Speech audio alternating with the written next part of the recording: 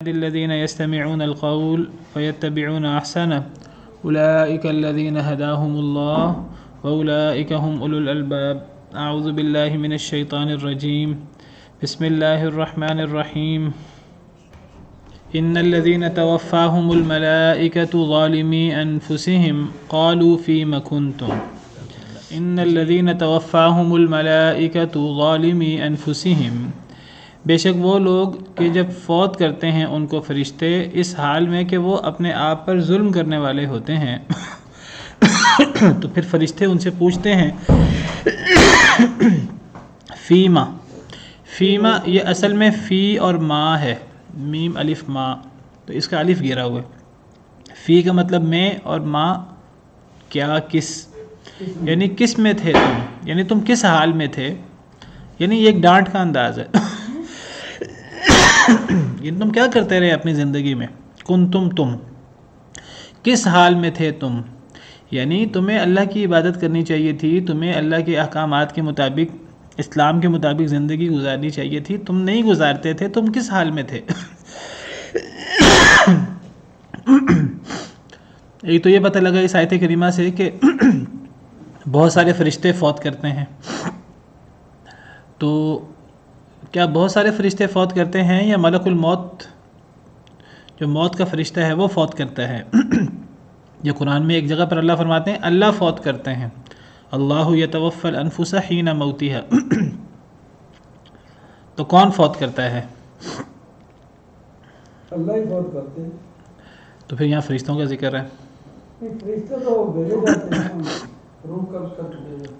اصل میں اللہ کے حکم سے ملک الموت مقرر ہے جان قبض کرنے پر، اور ملک الموت کے ساتھ اس کے ساتھی فرشتے ہیں.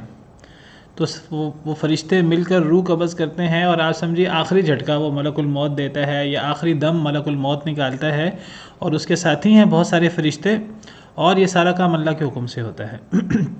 اللہ کا حکم اور مرضی ہو تو یہ ہوتا ہے، ورنہ یہ کام نہیں ہوتا. نیک لوگ ہوں یا برے لوگ ہوں تو ملک الموت ان کی روح قبض کرتا ہے، اور یہ کام فرشتوں کے ساتھ ہوتا ہے. اب جب فرشتے جنہیں فوت کرتے ہیں وہ دو طرح کے لوگ ہوتے ہیں. ایک وہ لوگ ہوتے ہیں جو مسلمان ہوتے ہیں، دین پر عمل کرنے والے، بڑے پاکیزہ، اللہ کے برگزیدہ. قرآن کریم میں ان کا ذکر ہے الذین تتوفاہم الملائکۃ طیبین، کہ وہ لوگ جب انہیں فرشتے فوت کرتے ہیں اس حال میں کہ وہ بڑے پاک ہوتے ہیں، اپنی زندگی میں بھی پاک رہے، پاک اعمال کرتے رہے، پاک روزی کھاتے رہے. تو ایسے لوگوں کے ساتھ فرشتوں کا رویہ کیا ہوتا ہے؟ بڑا ہی عزت والا، بڑا ہی اکرام والا. سورہ نحل میں اللہ فرماتے ہیں الذین تتوفاہم الملائکۃ طیبین یقولون سلام علیکم. یعنی کیا ہوتا ہے کہ فرشتے انہیں سلام پیش کرتے ہیں. یعنی دیکھیے فرشتے روح قبض کرنے آئے ہیں، اور روح قبض کرتے وقت آ کے پہلے سلام کرتے ہیں. کتنے بڑا اعزاز ہے یہ. سورہ نحل آیت نمبر 28. یہ تو ظالموں کے بارے میں ہے، یہ جو آگے آیت ہے سورہ نحل آیت نمبر 32. وہ لوگ جنہیں فرشتے فوت کرتے ہیں اس حال میں کہ وہ لوگ پاک ہوں، تو فرشتے ان سے کہتے ہیں تم پر سلامتی ہو. اور ساتھ ہی فرشتے کیا بشارت دیتے ہیں؟ یعنی روح قبض کرنے سے پہلے ہی وہ بشارت دے دیتے ہیں ادخلوا الجنۃ بما کنتم تعملون، اب تو تم جنت میں داخل ہو جاؤ اپنے اعمال کی وجہ سے. تو جب کسی کو یہ بشارت مل جائے تو اس کے لیے اللہ سے ملاقات اور موت کوئی مشکل تو نہیں رہ جاتی، پھر اس کے لیے کتنی آسانی ہو جاتی ہے. اللہ تعالیٰ ہمیں خوش قسمت لوگوں میں کرے. ایک یہ وہ لوگ ہیں کہ جو بڑے دین پر عمل کرنے والے، دین کے راہ میں قربانیاں دینے والے، اللہ کو راضی کرنے کی ہر ممکن کوشش کرنے والے، دین کے مطابق زندگی گزارنے والے. یہاں دوسرے لوگوں کی بات ہو رہی ہے، ظلم کرنے والے اپنی جانوں پر. اس سے کون لوگ مراد ہیں؟ فرشتے مراد نہیں ہیں. اس سے وہ لوگ مراد ہیں فرشتے جن کی روح قبض کر رہے ہیں. وہ لوگ اپنے آپ پہ ظلم کرنے والے ہوتے ہیں. اب جو لوگ اپنے آپ پہ ظلم کرنے والے ہوں وہ بھی پھر دو قسموں کے ہوتے ہیں. ایک وہ لوگ جو ہیں ہی ظالم، جو ہیں ہی کافر، جو اسلام لانا ہی نہیں چاہتے، جنہوں نے اسلام قبول کیا ہی نہیں. اور دوسرے وہ لوگ جنہوں نے اسلام قبول کر لیا لیکن وہ کفار کی سرزمین میں رہتے رہے اور دین کے احکامات پر عمل نہیں کر سکے کفار کی طرف سے مشکلات کی وجہ سے. اچھا یہاں وہ لوگ مراد ہیں. تو جو لوگ کفار کی وجہ سے، کفار کی سختیوں کی وجہ سے اپنے دین پر عمل نہیں کر سکے، جو ہجرت نہیں کر سکے، وہ لوگ مراد ہیں. تو اللہ کہتے ہیں وہ بھی اپنے آپ پہ ظلم کرنے والے ہیں. جو لوگ کفار کی وجہ سے نمازیں نہیں پڑھ سکے، کفار کی وجہ سے عیدیں نہیں منا سکے، کفار کی وجہ سے اللہ رسول کے حکم کے مطابق قربانی نہیں کر سکے، کفار کی وجہ سے جمعے نہیں پڑھ سکے، کفار کی وجہ سے سود سے اور باقی جو اللہ کی نافرمانیاں ہیں، خنزیر اور دیگر چیزیں، ان سے نہیں بچ سکے. اور وجہ کیا ہے کہ جی کفار کا پریشر ہے، ان کا دباؤ ہے. تو ایک ظالم لوگ وہ ہیں جو کافر ہیں، جو خود ظلم کرنے والے ہیں اپنی جانوں پر اپنے اختیار سے. ایک وہ لوگ ہیں کہ جو مجبور ہیں، کافروں کے علاقے میں رہتے ہیں جو مجبور ہیں. ان میں بھی پھر دو طرح کے لوگ ہوتے ہیں. ایک وہ لوگ ہیں جو وہاں سے نکل سکتے ہیں لیکن نہیں نکلتے، دنیاوی مفادات ہیں، مادیت، جاب، اس طرح کی. ایک وہ لوگ ہیں جو وہاں سے نکل نہیں سکتے کمزوری کی وجہ سے. ان کا ذکر آگے آ رہا ہے. یہاں ان لوگوں کا ذکر ہے جو وہاں سے نکل سکتے ہیں لیکن نکلتے نہیں، اور کفار کی وجہ سے دین پر عمل نہیں کر سکتے. اب وہ کفار کی وجہ سے اگر دین پر عمل نہیں کر سکتے تو پھر ان کو وہاں سے نکل جانا چاہیے، لیکن وہ نکلتے بھی نہیں ہیں. تو اللہ فرماتے ہیں کہ یہ لوگ اپنے آپ پہ ظلم کرنے والے ہیں. ایسے لوگوں کو اگر فرشتے فوت کرتے ہیں اس حال میں کہ یہ لوگ اپنے آپ پہ ظلم کرنے والے ہوں، اس معنی میں ظلم کرنے والے ہوں کہ یہ دین کے احکام پر کما حقوق عمل نہیں کر سک رہے. کیوں نہیں کر سک رہے؟ کفار کی وجہ سے نہیں کر سک رہے. تو فرشتے ایسے لوگ، یہ لوگ ظلم کرنے والے ہیں اپنے آپ پر. تو فرشتے ایسے لوگوں سے پوچھتے ہیں، قالو، فرشتے کہتے ہیں، فیما کنتم، کس حال میں تھے تم کیا کرتے رہے؟ تم نماز، روزہ، اللہ کے احکامات پر تم کما حقوق عمل نہیں کرتے رہے. تو وہ آگے سے انہوں نے کہا، وہ آگے سے کہتے ہیں، کننا مستضعفین فی الارض، ہم کمزور تھے زمین میں. یہاں زمین سے مراد کیا ہے؟ یہاں مکہ والے لوگ مراد ہیں. جس دور میں یہ آیات اتری، یہ مکی دور کی آیات ہیں. تو جو لوگ مکہ مکرمہ میں ہی رہ گئے اور وہ ہجرت کر سکتے تھے، ہجرت نہیں کی، اور کفار کی وجہ سے دین پر کما حقوق عمل بھی نہیں کر سکے. تو اللہ فرماتے ہیں ظلم کرنے والے اپنے آپ پر. فرشتوں نے ان سے کہا ان کی وفات کے وقت، روح قبض کرتے وقت، تم کیا کرتے رہے؟ تو وہ آگے سے کہتے ہیں کہ ہم تو زمین میں کمزور تھے، ہم تو دین پر عمل نہیں کر سکتے تھے. تو فرشتے آگے سے کیا کہتے ہیں؟ قالو، فرشتوں نے کہا، الم تکن ارض اللہ واسعۃ، کیا نہیں تھی اللہ کی زمین وسیع، فتہاجروا فیہا، تم اس میں ہجرت کر جاتے. یہاں اللہ کی زمین سے کیا مراد ہے؟ مدینہ اور اس کے قرب و جوار کے علاقے جہاں مسلمانوں کی حکومت قائم ہو چکی تھی. تم ہجرت نہیں کر سکتے تھے. یہ تو وہ دور تھا جب باقاعدہ اسلام کی شان و شوکت کے لیے ہجرت لازمی تھی باقاعدہ، تاکہ مسلمان ایک جگہ اکٹھے ہو جائیں اور مسلمانوں کی جو اجتماعیت ہے اور قوت ہے وہ زیادہ ہو جائے. ہجرت کرنا ضروری تھی.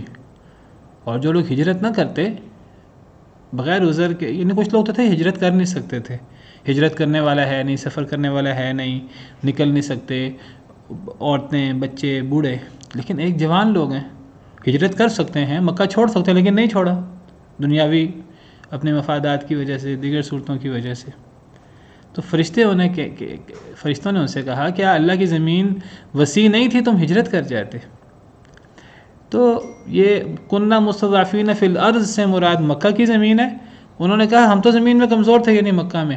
اور یہ فرشتوں کا جواب ہے، الم تکن ارض اللہ واسعۃ، کیا اللہ کی زمین وسیع نہیں تھی، تم وہاں ہجرت کر جاتے. اس سے مراد مدینہ کی سرزمین ہے.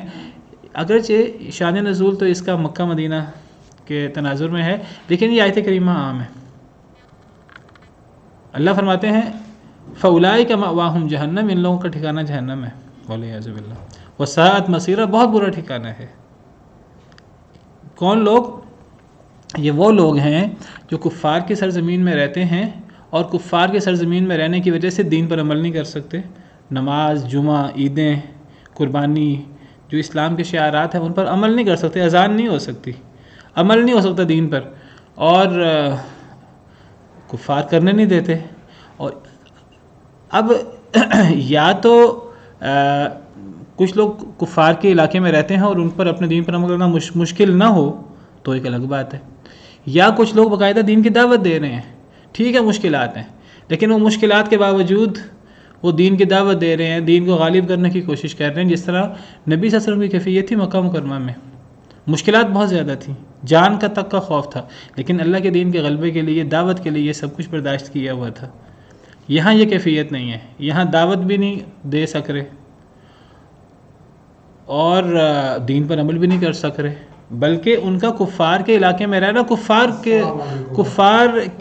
کی طاقت کا اور کفار کے غلبے کا باعث بن رہا ہے، کفار کی کثرت کا باعث بن رہا ہے. نہ وہ وہاں دعوت کی وجہ سے رہ رہے ہیں اور لیکن وہ اپنے دین پر عمل بھی نہیں کر سک رہے اور وہ وہاں سے نکل بھی نہیں رہے. کوئی مجبوری بھی نہیں ہے ان کی، کسی کی مجبوری ہو دعوت دینا یا کوئی ایسی مجبوری ہو علاج وغیرہ، کوئی ایسی چیز کہ انسان وہاں سے نہ نکل سکے تو ایک الگ چیز ہے. جس کی مجبوری نہیں ہے تو یہ آیت اس کے لیے ہے.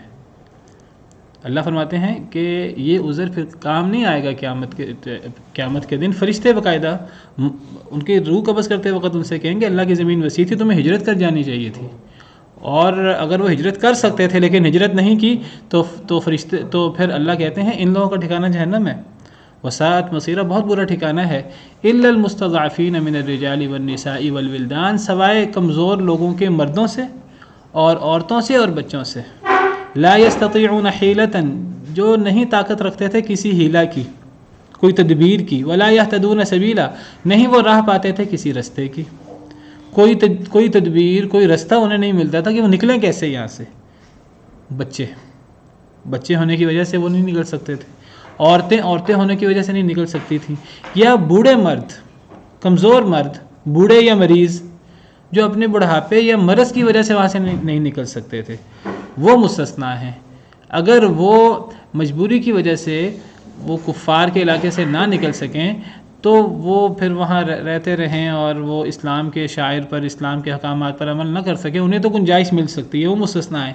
لیکن جو وہاں سے نکل سکتے ہیں وہ نہ نکلیں، اور کوئی مجبوری بھی نہیں ہے ان کی، کوئی دعوت کی مجبوری، کوئی اور علاج معالجہ کی، کوئی اس طرح کی مجبوری جو مسلمان علاقے میں نہیں ہے. یہ روزے کی مجبوری کوئی مجبوری نہیں ہے، پیسہ کمانا کی مجبوری کوئی مجبوری نہیں ہے. اللہ کی زمین وسیع ہے، اللہ کی زمین میں انسان کہیں بھی جا کر پیسے کی ذمہ داری، رزق کی ذمہ داری تو اللہ نے لی ہے. اللہ نے یہ تو کہیں بھی نہیں فرمایا کہ تمہیں رزق جو ہے وہ کافروں کے علاقے میں ملے گا، مسلمانوں کے علاقے میں نہیں ملے گا. یہ تو اللہ نے کہیں بھی نہیں فرمایا.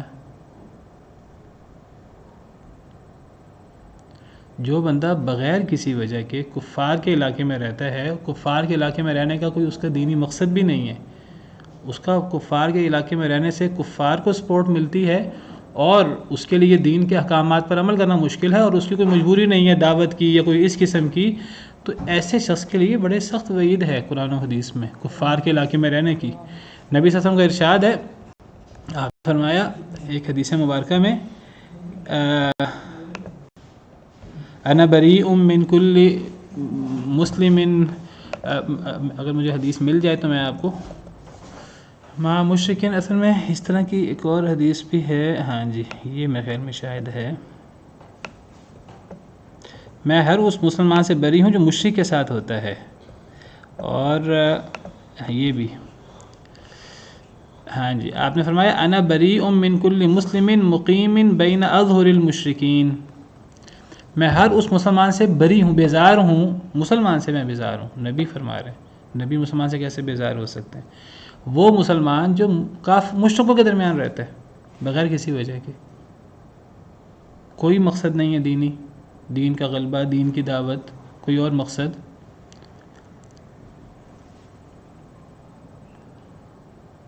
اب ایک شخص مسلمان ہے لیکن وہ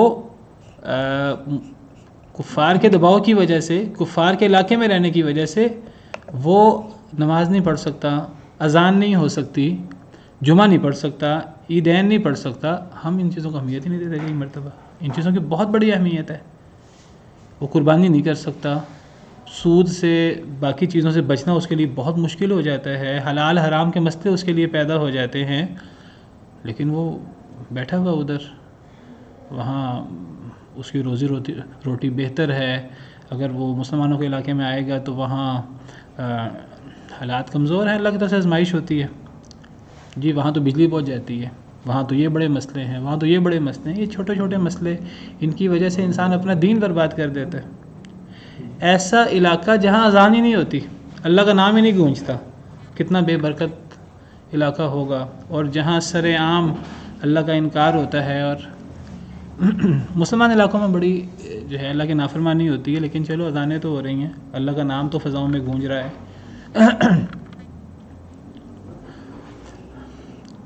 تو فرشتے کہیں گے کہ کیا اللہ کی زمین وسیع نہیں تھی تو وہاں ہجرت کر جاتے۔ اسی طرح دیگر مقامات پر اللہ تعالیٰ فرماتے ہیں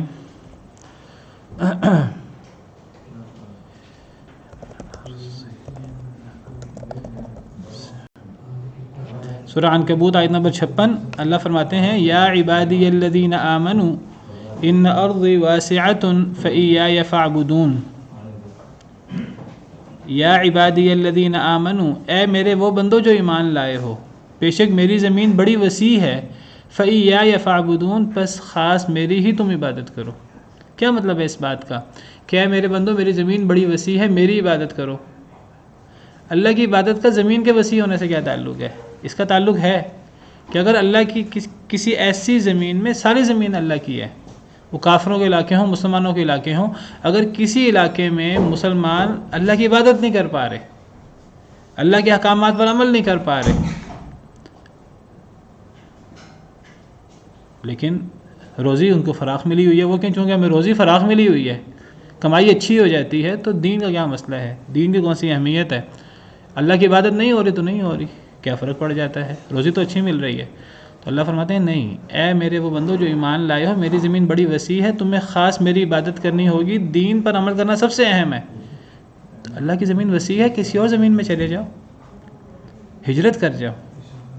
ہجرت کرنا ضروری ہے اگر کوئی بندہ دعوت کا کام نہیں کر رہا، اگر کوئی دینی مقصد نہیں ہے، کوئی ایسی مجبوری نہیں ہے بیماری وغیرہ کی، کوئی ایسی مجبوری جو وہیں ہو سکتی ہے، ایسی نہیں ہے، تو پھر بلا وجہ کافروں کے علاقے میں رہنا، کافروں کے ساتھ رہنا، تو یہ صحیح نہیں ہے، اس سے بچنا چاہیے اور وہاں سے نکلنا چاہیے۔ جی جیسے برما میں ابھی مسلمان ہیں تو وہاں نہ اذان دے سکتے ہیں نہ نماز پڑھ سکتے ہیں، لیکن اگر وہ جاتے ہیں بیچارے ایون بنگلہ دیش، وہ نہیں ان کو قبول کرتا، یعنی کہ ان کو آنے دیتا۔ یہ تو پھر اب مسلمانوں کے، آپ اس کی بات کیا بات کرتے ہیں؟ آپ پھر اگر یہ بات کرنی ہے تو آپ پاکستان کی بات کریں، پاکستان میں سودی نظام نافذ ہے، پاکستان میں دین پر عمل کرنا کون سا آسان ہے؟ لیکن بہرحال دیکھیے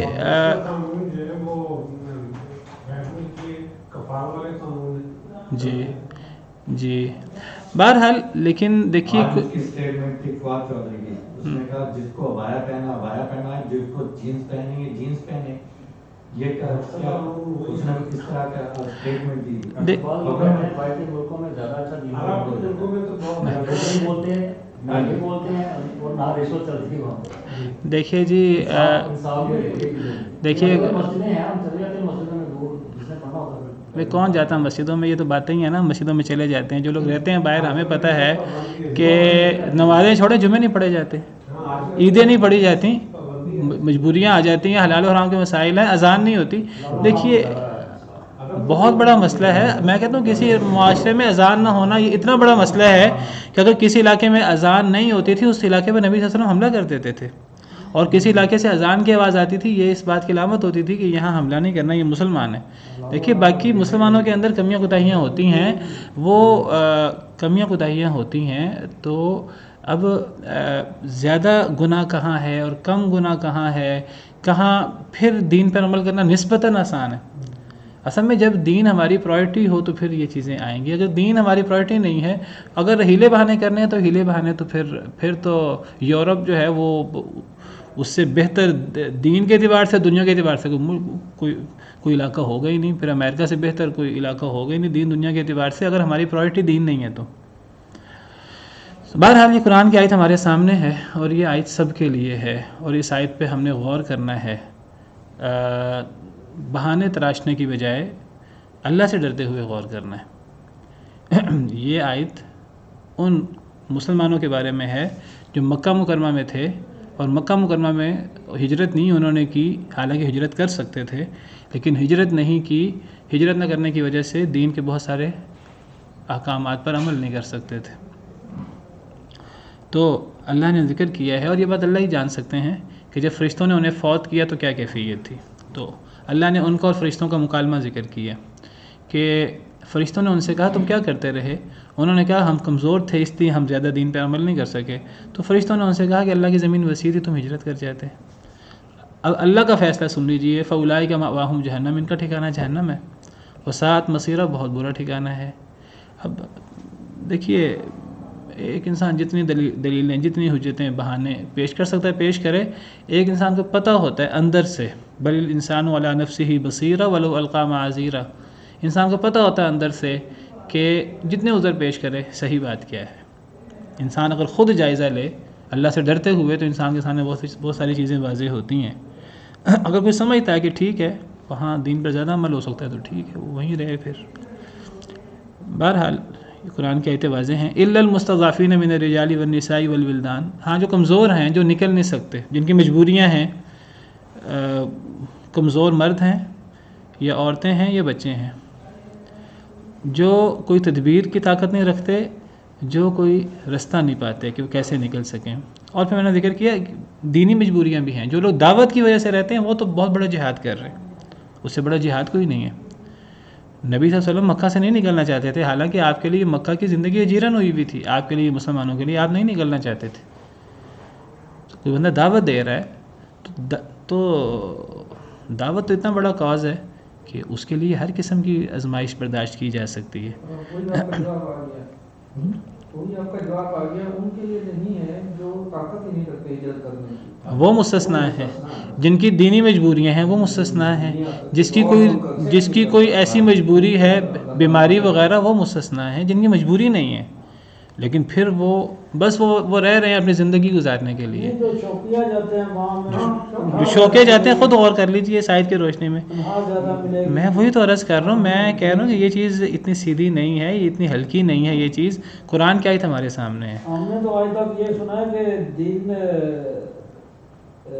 اسلام ملک چھوڑ کر نہیں جانا چاہیے، کفر کے ملک. ایسے ہی ہے اسی کی تو بات ہو رہی ہے.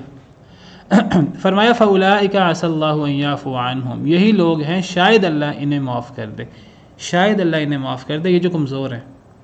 ویسے قرآن کریم میں حضرت ابن عباس وغیرہ کا خیال ہے کہ جہاں بھی شاید کا لفظ ہے تو وہ یعنی اس معنی میں ہے کہ اللہ نے معاف کر دیا ہے. یعنی یہ آیت ہے کمزوروں کے بارے میں، ان لوگوں کو اللہ شاید معاف کر دے. وَكَانَ اللَّهُ عَفُوًّا غَفُورًا، اور ہے اللہ بہت معاف کرنے والا، بہت درگزر کرنے والا. جس کی مجبوری ہو، جس کی مجبوری نہیں ہے وہ ہم نے پیچھے پڑھ لیا فَأُولَٰئِكَ مَأْوَاهُمْ جَهَنَّمْ. یعنی ایسے اعمال ہیں مسلمان ہوتے ہوتے کہ انسان وہ اعمال کر کے آپ سمجھیے کہ اسلام کی سرحد سے نکل جاتا ہے ایک لحاظ سے. جب جہنم کی وعید ہے تو جہنم تو کفر اور کفر جیسے اعمال پر جہنم کی وعید ہوتی ہے.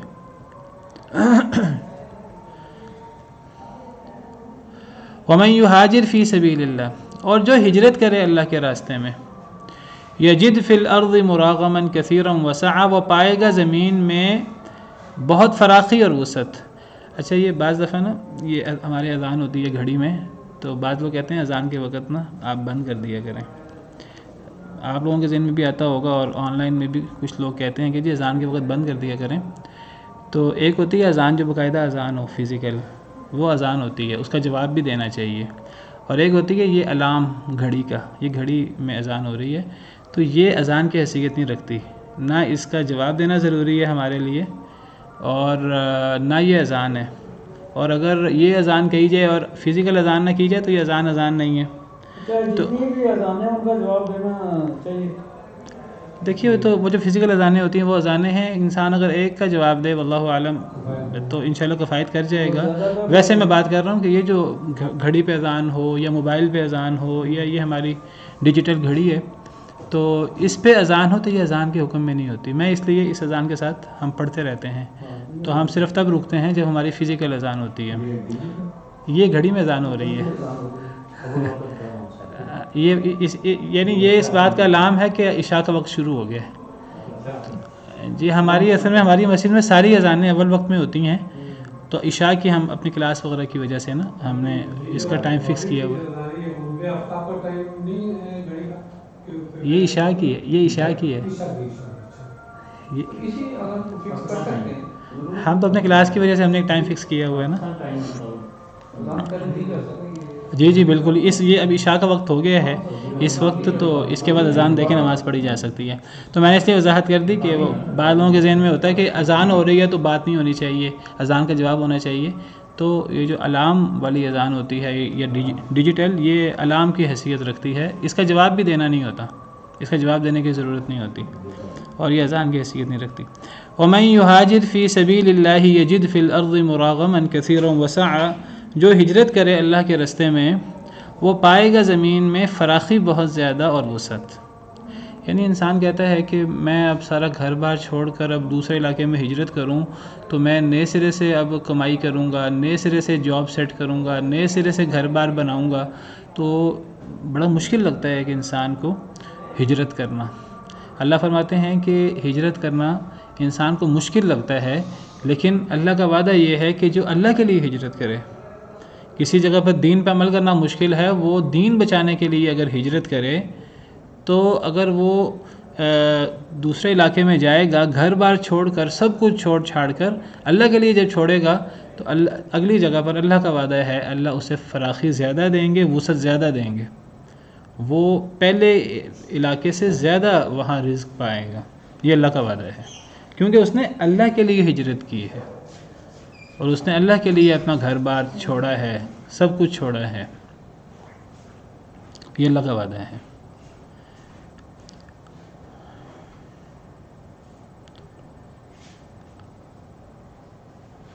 لیکن اس ہجرت کے لیے نیت اللہ کی رضا ہونی چاہیے. اس ہجرت کے لیے ایک انسان کفار کے علاقے سے ہجرت مسلمانوں کے علاقے کی طرف کرے اور نیت اللہ کی رضا نہ ہو، فی سبیل اللہ نہ ہو، تو یہ کوئی ہجرت نہیں ہے، اس کا وبال ہی وبال ہے.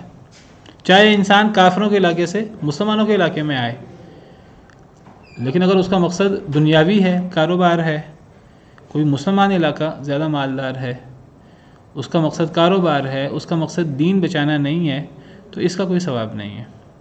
اس کے لیے حدیث مبارکہ مشہور صحیح بخاری کی پہلی حدیث سامنے رکھیں، انما الاعمال بالنیات، اعمال کا دار و مدار نیتوں پر ہے. اور نبی صلی اللہ علیہ وسلم نے باقاعدہ مثال بھی دی.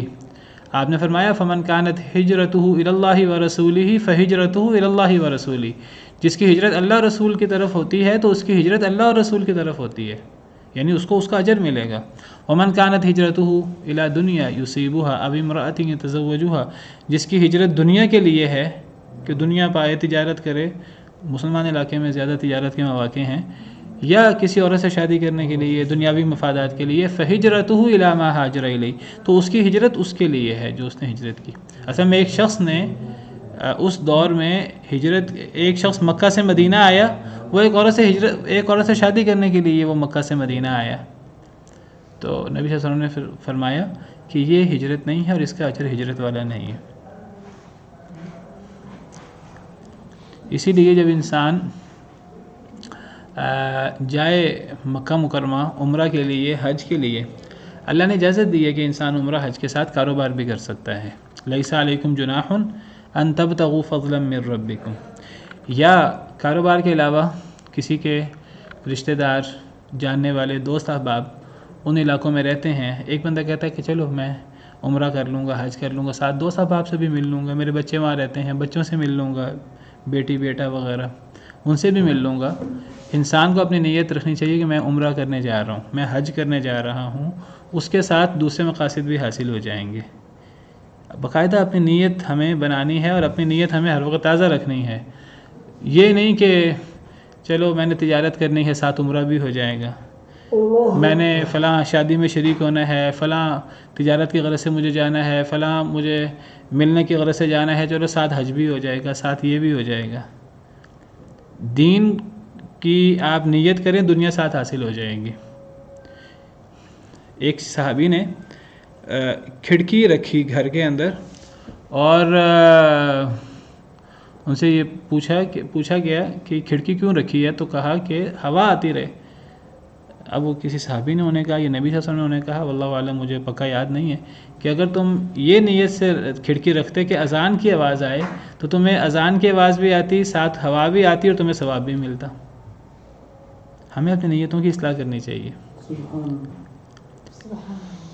تو ہم مثلاً میں کہتا ہوں کہ ہم نے اسلام آباد جانا ہے، کسی کام سے جانا ہے، آپ بجائے اس کے کہ یہ نیت بنائیں کہ ہم نے وہاں کسی دفتر جانا ہے، کاروبار کی غرض سے جانا ہے، آپ کے وہاں رشتہ داروں سے ملنے جانا ہے، اور رشتہ داروں سے اس لیے ملنے جانا ہے کہ اللہ تعالیٰ نے زیارت کرنے کا حکم دیا، اللہ تعالیٰ نے میل ملاقات کا حکم دیا ہے، اس کا ثواب بھی ہوتا ہے۔ اصل نیت وہ رکھیں، ساتھ دوسرا کام بھی ہو جائے گا۔ اپنی نیت کی اصلاح ہمیں کرتے رہنی چاہیے ہر وقت، اور انسان اپنی نیت کی اصلاح کر سکتا ہے، بار بار اپنے آپ کو سمجھا کر، اپنے آپ سے کہہ کر۔ گھر سے نکلنا ہے نماز کے لیے، تو نماز کے ساتھ کوئی چیز بھی ساتھ لیتے آنا ہے، تو نیت نماز کی رکھیں، ساتھ دوسرا کام بھی کر لیں، وہ بائی دا وے ہو جائے گا۔ یہ نہ کہیں کہ میں نے گروسری لینی ہے، ساتھ نماز بھی پڑھ لوں گا، ساتھ یہ بھی کر لوں گا۔ تو نیت جو ہے یہ بہت ضروری ہے، اور ہر عمل کا دار و مدار نیت پر ہے۔ اور آپ کو میں بتاؤں، نیت سے ایک چیز اچھی بن جاتی ہے، اور نیت سے ایک چیز شرک بن جاتی ہے۔ یعنی اگر ایک انسان اللہ کے راستے، ایک انسان لڑے باقاعدہ کفار سے، تو نیت اچھی ہو تو وہ جہاد ہو جاتا ہے، اور جہاد کا کتنا بڑا اجر ہے۔ اور اگر نیت جو ہے وہ بہادری اور ریاکاری کی ہو تو وہ جہنم میں جانے کا باعث بن جاتا ہے۔ قرآن پڑھنا پڑھانا کتنی بڑی چیز ہے، صدقہ خیرات کرنا کتنی بڑی چیز ہے۔ تو اگر نیت یہ ہو کہ میں نے اللہ کو راضی کرنا ہے تو کتنا بڑا عمل ہے۔ اور اگر نیت یہ ہو کہ لوگ مجھے سخی کہیں، نیت یہ ہو کہ لوگ کہیں فلاں کتنا بڑا قاری ہے، کتنا بڑا عالم ہے، کیسے نقطے بیان کرتا ہے، تو سارا عمل کو کھاتے میں اللہ معاف کرے۔ صرف وہ عمل تباہ نہیں ہوا بلکہ وہ یعنی جہنم میں جانے کا باعث بن جائے گا، والعیاذ باللہ۔ تو نیت کی اصلاح بہت ضروری ہے۔ لیکن نیت یہ دل کا عمل ہے، یہ زبان سے ادا کرنے سے نیت کا تعلق نہیں ہے، یہ انسان دل کے اندر طے کرتا ہے کہ میں نے کیا کرنا ہے۔ تو فرمایا کہ جو اللہ کے راستے میں ہجرت کرتا ہے، یجد فی الارض، وہ پائے گا زمین میں مراغما کثیرا، بہت زیادہ فراخی، وسع اور وسعت۔ یہ اللہ کا وعدہ ہے، اور اللہ وعدہ نہ کرے، اللہ کے پاس سچی ہوتی ہے، تو اللہ کے وعدے تو ان اللہ لا یخلف المیعاد، اللہ وعدے کی خلاف ورزی نہیں کرتے۔ ومن یخرج من بیتہ مہاجرا الی اللہ ورسولہ، اور جو نکلے اپنے گھر سے ہجرت کرتے ہوئے اللہ اور اللہ کے رسول کی طرف، اس زمانے میں اللہ کی طرف اور رسول کی طرف ہجرت ہوتی تھی، نبی صلی اللہ علیہ وسلم مدینہ منورہ ہوتے تھے۔ جو نکلے اپنے گھر سے ہجرت کرتے ہوئے اللہ اور رسول کی طرف، ثم یدرکہ الموت، پھر آلے اسے موت، رستے میں موت آ جائے، فقد وقع اجرہ علی اللہ، طے ہو چکا ہے اس کا اجر اللہ پر۔ اللہ پر کیسے کوئی چیز طے کر سکتا ہے؟ اللہ پر کوئی چیز لاگو نہیں کر سکتا، لیکن اللہ اپنے فضل و کرم سے اپنے اوپر چاہیں جو مرضی لاگو کر لیں۔ اللہ فرماتے ہیں جو اپنے گھر سے اللہ کے لیے نکلا ہے، ہجرت کرنے کے لیے نکلا ہے، اور اللہ اور رسول کی طرف اس کا آنے کا ارادہ ہے، اللہ اور رسول کے حکم کے مطابق وہ ہجرت کر رہا ہے، اس کی نیت صحیح ہے، اگر وہ ہجرت پوری نہ کر سکے، اگر رستے میں موت آ گئی، تو اللہ اپنے فضل و کرم سے اپنے اوپر لازم کر دیتے ہیں کہ میں نے اسے اجر عظیم عطا کرنا ہے۔ تو ایک شخص نے نیت کی کہ میں نکلوں ہجرت کے لیے، حدیث مبارکہ میں جس کے بارے میں یہ آیت اتری، اس آیت کا شان نزول، ایک شخص نے نیت کی کہ میں نے ہجرت کرنی ہے مکہ سے مدینہ کی طرف، تو وہ ہجرت کرنے کے لیے نکلا، رستے میں اسے موت آ گئی۔ تو موت آتے وقت اس کے دل میں بڑا قلق تھا کہ میں مدینہ کی طرف ہجرت کرنا چاہتا تھا لیکن میں ہجرت نہیں کر سکا، رستے میں موت آ گئی۔ تو اس نے مرتے وقت اپنا ایک ہاتھ دوسرے ہاتھ پہ رکھا اور اس نے کہا کہ اے اللہ، یہ میں آپ کے لیے میں نے ہجرت کی تھی لیکن اب میری موت آ گئی ہے، تو بہرحال میری نیت جو ہے وہ ہجرت کی تھی۔ تو یہ آیت نازل ہوئی کہ اس کا اجر اللہ پر لازم ہو جاتا ہے اور اس کو اس کا اجر ضرور ملے گا۔ اور آپ دیکھیے ہجرت اتنا بڑا عمل ہے کہ آپ نے واقعہ سنا ہوا ہے، صحیح واقعہ، کہ ایک شخص نے 100 قتل کیے تھے، 99 قتل کیے تھے۔ تو وہ کسی شخص کے پاس گیا کہ میں نے 99 قتل کیے ہیں، کیا میری توبہ ہے؟ اب اس شخص کو پتہ نہیں تھا تو اس نے اس کو غلط بتایا، اس نے کہا کہ نہیں تمہاری توبہ نہیں ہے، تم نے تو 99 قتل کیے ہیں، تو اس نے اس کو بھی قتل کر دیا، اس کو قتل کر کے 100 پورے کر دیے۔ پھر وہ کسی اور عالم کے پاس گیا اور اسے پوچھا کیا میری توبہ ہے؟ تو اس نے کہا ہاں تمہاری بھی توبہ ہے۔ توبہ تو ہر شخص کی قبول ہو جاتی ہے، شرک سے بھی توبہ قبول ہو جاتی ہے، قتل سے بھی 100 قتل کیے جائیں، قتل کتنا بڑا گناہ ہے کل ہم پڑھ چکے ہیں، لیکن اگر کوئی شخص سچے دل سے توبہ کرنے پر تیار ہو جائے تو لیکن اس کو کہا کہ تم توبہ کرو، اس طرح توبہ کرو کہ اس علاقے کو چھوڑ جاؤ، اس علاقے میں تمہاری ساری یہ بری یادیں ہیں، تم یہ علاقہ چھوڑ جاؤ، فلاں علاقے میں چلے جاؤ، وہاں نیک لوگ ہیں، تو وہاں تمہاری زندگی، تم توبہ کر کے نئی زندگی شروع کرو۔ تو اس شخص نے پھر وہاں سے اپنا بوریا بستر لپیٹا اور وہ دوسرے علاقے کی طرف جا رہا تھا، آدھے رستے سے پہلے اسے موت آ گئی۔ ابھی اس نے یعنی آپ سمجھیے کہ نیک عمل کرنا شروع کیا نہیں، ابھی وہ اس مقام پہ پہنچا نہیں، اب عذاب کے فرشتے اور رحمت کے فرشتے، جنت کے فرشتے دونوں آگے کہ اب اسے جو ہے وہ کہاں لے جایا جائے، علیین میں لے جایا جائے، سجین میں لے جایا جائے۔ عذاب والے فرشتے کہہ رہے ہیں 100 قتل کیے ہیں اس نے، اتنا بڑا مجرم ہے، اور ابھی یہ جو ہے وہ آدھے راستے میں بھی نہیں پہنچا، ابھی تو سفر شروع کیا ہے اس نے۔ وہ جنت والے فرشتے کہ یہ تو ہجرت کر رہا تھا اور یہ 100 قتل کیے ہیں لیکن یہ توبہ کر چکا ہے، اگر اگلے علاقے میں نہیں پہنچا پھر بھی توبہ کر چکا ہے، تو اللہ کے پاس فیصلہ آیا، تو اللہ نے فرمایا کہ جگہ ماپو۔ اللہ نے وہ جو رستہ تھا جہاں ہجرت کرنی تھی اس کو چھوٹا کر دیا، اور یہ جو رستہ تھا اس کو لمبا کر دیا، اور پھر اس شخص کے بارے میں فیصلہ ہوا کہ وہ جنتی ہے، اور چونکہ وہ توبہ کر چکا ہے، ہجرت کرنے کے لیے گھر سے نکل چکا ہے، تو یہ ہجرت جو ہے یہ اتنا بڑا عمل ہے۔ یہ صحیح حدیث، یہ صحیح بالکل واقعہ ہے، نبی صلی اللہ علیہ وسلم نے جی نبی صلی اللہ علیہ وسلم نے باقاعدہ بیان کیا، بنی اسرائیل نبی صلی اللہ علیہ وسلم نے بیان کیا، یہ کہ تورات و انجیل کا کوئی اسرائیلی روایت نہیں ہے، نبی صلی اللہ علیہ وسلم نے بیان کیا پرانے قوموں میں سے، شاید صحیح بخاری وغیرہ کی حدیث ہے، واللہ عالم۔ جی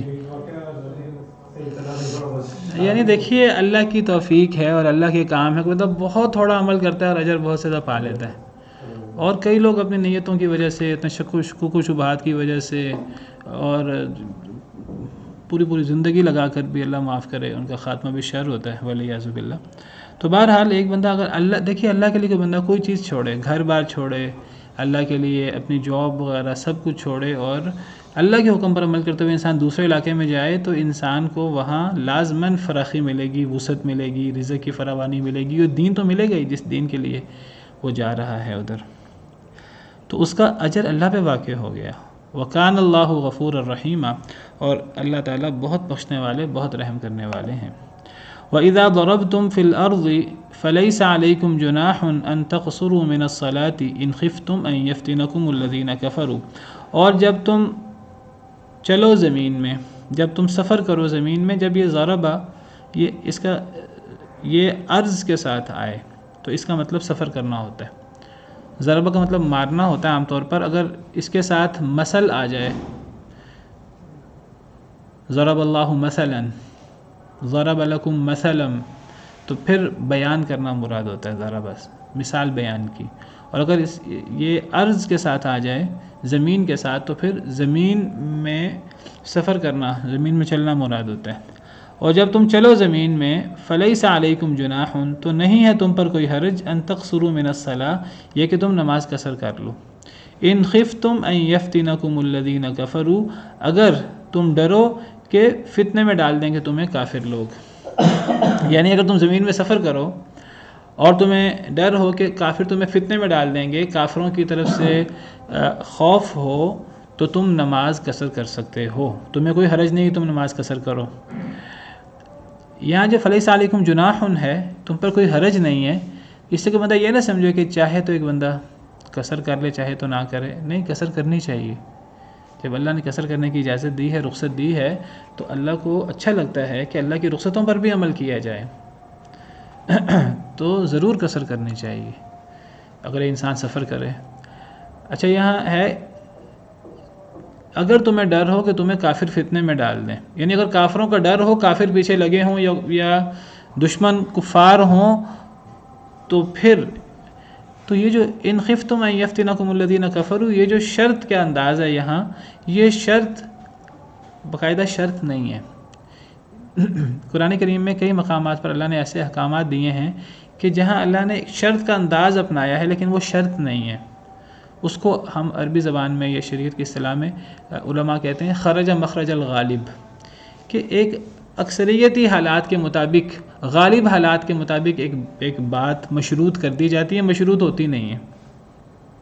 اس کی بہت بڑی مثال اور بہت واضح مثال قرآن کریم کی یہ آیت ہے جس میں اللہ تعالیٰ فرماتے ہیں وَلَا تُكْرِهُ فَتَيَاتِكُمْ عَلَى الْبِغَاءِ إِنْ أَرَدْنَا تَحَصُّنًا لِتَبْتَغُوا عَرَضَ الْحَيَاةِ الدُّنْيَا۔ یہ آیت آ گئی قرآن کریم کی۔ اب آپ دیکھیے کہ اس آیت میں اللہ فرماتے ہیں وَلَا تُكْرِهُ فَتَيَاتِكُمْ، نہ تم مجبور کرو اپنی لونڈیوں کو زنا پر، ان اردنا تحسنًا، اگر وہ پاک دامن رہنا چاہیں۔ اب یہاں ان اردنا تحسنًا شرط کا انداز ہے، تو کیا یہ شرط حقیقی ہے؟ یہ حقیقی شرط نہیں ہے، یعنی اپنی لونڈیوں کو زنا پر مجبور نہ کرو اگر وہ پاک دامن رہنا چاہیں۔ اگر یہ شرط ہے واقعی تو پھر پتہ کیا مطلب ہوگا؟ اس کا مطلب ہوگا اگر تمہاری لونڈیاں پاک دامن رہنا چاہیں تو پھر ان کو زنا پر مجبور نہ کرو، اور اگر وہ خود پاک دامن نہ رہنا چاہیں تو پھر مجبور کر سکتے ہو، مجبور تو پھر بھی نہیں کر سکتے۔ تو یہ جو شرط ہے ان اردنا تحسنًا، یہ حقیقی شرط نہیں ہے، یہ غالب احوال میں۔ اصل میں یہ جس ضمن میں آیت اتری تو وہ کچھ منافقین، کچھ وہ اپنی لونڈیوں کو زناکاری پر جو ہے مجبور کرتے تھے تاکہ پیسے کما سکیں، لوگوں کے پاس بھیجتے تھے، اور وہ لونڈیاں جو ہیں وہ یہ کام کرنا نہیں چاہتی تھیں۔ تو یہ ایک غالب احوال کی شرط ہے، یہ حقیقی شرط نہیں ہے۔ اگر یہ حقیقی شرط ہو اس کا مطلب یہ ہوگا کہ اگر تو لونڈی جو ہے وہ پاک دامن رہنا چاہے پھر اسے مجبور نہ کرو، اگر وہ نہ رہنا چاہے تو مجبور کر سکتے ہو اسے، خوشی سے لوگ جانا جا سکتی ہے۔ حالانکہ خوشی سے بھی زنا جائز نہیں ہے۔ اسی طرح قرآن کی اور آیتیں بھی ہیں، مثال کے طور پر قرآن کی یہ آیت ہے کہ وَرَبَائِبُكُمُ اللَّاتِي، سورہ نساء آیت نمبر 23، اس میں اللہ تعالیٰ فرماتے ہیں کہ ایک تو اللہ تعالیٰ نے نسبی رشتے بتائے ہیں جو حرام ہیں، پھر اللہ نے دودھ کے رشتے بتائے ہیں جو حرام ہیں، پھر اللہ نکاح کے کچھ رشتے بتا رہے ہیں کہ تمہاری بیویوں کی مائیں، تمہاری ساسیں، اور تمہاری بیویوں کی بیٹیاں جن کو ربیبہ کہتے ہیں، تمہاری بیویوں کی بیٹیاں جو تمہاری گود میں ہیں، تمہاری ان عورتوں سے جن سے تم دخول کر چکے ہو، جن سے تم میاں بیوی والا تعلق قائم کر چکے ہو۔ تو یہاں فی حجورکم جو ہے تمہاری وہ بیویوں کی بیٹیاں جو تمہاری گود میں ہیں، یہ فی حجورکم، یہ کوئی شرط نہیں ہے۔ دیکھیے یعنی یہ ایک غالب احوال کی بات ہے کہ جب کوئی مرد کسی شادی شدہ عورت سے، جو عورت پہلے سے شادی شدہ ہے، اس کے بچے ہیں، جب اس سے شادی کرتا ہے تو ظاہری سی بات ہے جب وہ عورت مرد کے گھر میں آئے گی تو اس کے بچے بھی مرد کے گھر میں آئیں گے، تو اس عورت کے بچوں میں کوئی بیٹی ہو تو وہ چھوٹی ہوگی، تو وہ جو ہے جس طرح ماں کی گود میں پلتی ہے وہ اپنے ستیلے باپ کی بھی گود میں پلے گی۔ اگر جوان ہے تو معلوم ہوگی، جوان ادھر ہوگی، میں ابھی بتا رہا ہوں نا۔ تو یہ جو فی حجورکم ہے یہ شرط نہیں ہے کہ اگر وہ آپ کی گود میں پلے تو پھر وہ حرام ہوگی ورنہ حرام نہیں ہوگی۔ وہی جو آپ نے سوال کیا کہ اگر وہ جوان ہو تو، اگر اس کی ماں سے شادی کر لی کسی مرد نے اور ماں سے شادی کے بعد وہ رخصتی بھی ہو گئی ہے، دخول بھی ہو گیا ہے، تو وہ اس بیوی کی بیٹی چاہے وہ آپ کی گود میں پلی ہے یا نہیں پلی، دونوں صورتوں میں وہ حرام ہے اگر اس کی ماں سے دخول ہو گیا تو یہ فی حجورکم بعض لوگوں نے سمجھا جیسے یہ شرط ہے کہ اگر آپ کے ہاتھوں میں پلے گی تو حرام ہوگی ورنہ حرام نہیں ہوگی، اگر آپ کے ہاتھوں، اگر نانی کے گھر رہتی ہے یا وہ جوان ہے ویسے ہی تو پھر وہ حرام نہیں ہے۔ نہیں، یہ بات صحیح نہیں ہے، اس سے کسی صورت میں نکاح نہیں ہو سکتا اگر اس کی ماں سے شادی ہو گئی ہے اور رخصتی بھی ہو گئی ہے تو یہ فی حجورکم یہ ایک غالب احوال کی بات ہے۔ تو بالکل اسی طرح یہ ان خفتم والی جو بات ہے نا، یہ شرط نہیں ہے، یہ اس دور میں جو سفر ہوتا تھا، اس دور میں سفر میں بڑا خطرہ ہوتا تھا دشمن کا، ہر سفر میں دشمن کا خطرہ ہوتا تھا کیونکہ وہ راستے محفوظ نہیں تھے۔ وہ تو اللہ نے بعد میں اسلام کی برکت سے دین کی برکت سے اللہ نے اتنا جو ہے وہ احسان کر دیا ہے کہ وہ ایک عورت وہاں سے چلے گی اور اسے اللہ کے علاوہ کسی کا ڈر نہیں ہوگا، ہیرا سے چلے گی اور کسی کا ڈر نہیں ہوگا. یہ تو آپ نے پیش گوئی فرمائی تھی صنعاء سے یا کہاں سے، تو وہ تو اسلام کی برکات تھی. ورنہ جاہلیت کا یا اس کے بعد کا جو قریبی دور تھا وہ تو جب بھی نکلتے سفر کے لیے تو جان کا ڈر ہوتا تھا. تو یہ جو شرط ہے ان خفتم، خوف موت کا خوف یا دشمن کا خوف، یہ ایک غالب احوال کی بات ہے. یعنی اگر ایک انسان آج لاہور سے اسلام آباد کا سفر کرتا ہے، موت کا خوف نہیں ہے، دشمن کا خوف نہیں ہے، تو پھر بھی قصر کر سکتا ہے. تو یہ ان خفتم والی شرط یہ اس دور کے غالب احوال کے مطابق ہے. یہ شرط حقیقی نہیں ہے. سمجھ آ گئی یہ بات؟ یعنی مشقت سفر کی اس کی وجہ سے اللہ نے قصر رکھی ہے. باقی یہ قصر جو ہے یہ کتنے مسافت کے بعد شروع ہوگی. بعض علماء نے یہاں کوئی مسافت مقرر کی ہے. کوئی کہتے ہیں کہ جی 48 کلومیٹر، کسی نے کتنی 2 دنوں کا سفر اس دور میں یا 3 دنوں کا سفر. تو بعض علماء نے تو کہا ہے کہ 3 فرسخ 9 میل بعض احادیث کی روشنی میں. بہرحال اگر ایک انسان اپنے شہر سے نکل جائے، شہر کی حدود سے، تو وہ پھر آپ سمجھیے کہ وہ مسافر ہے.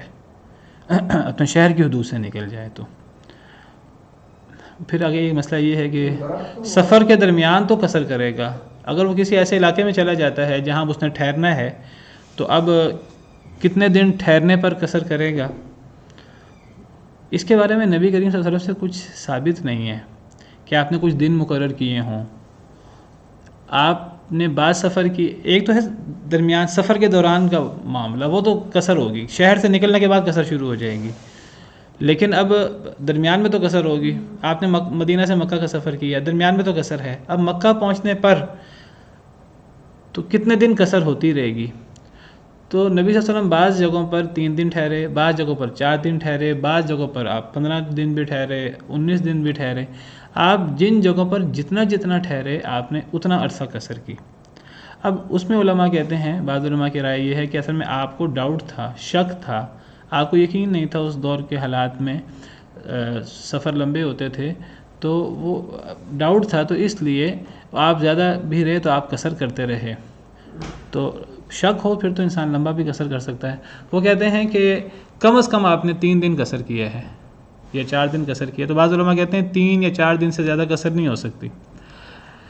بہرحال دیگر علماء کی رائے یہ ہے کہ زیادہ بھی قصر ہو سکتی ہے.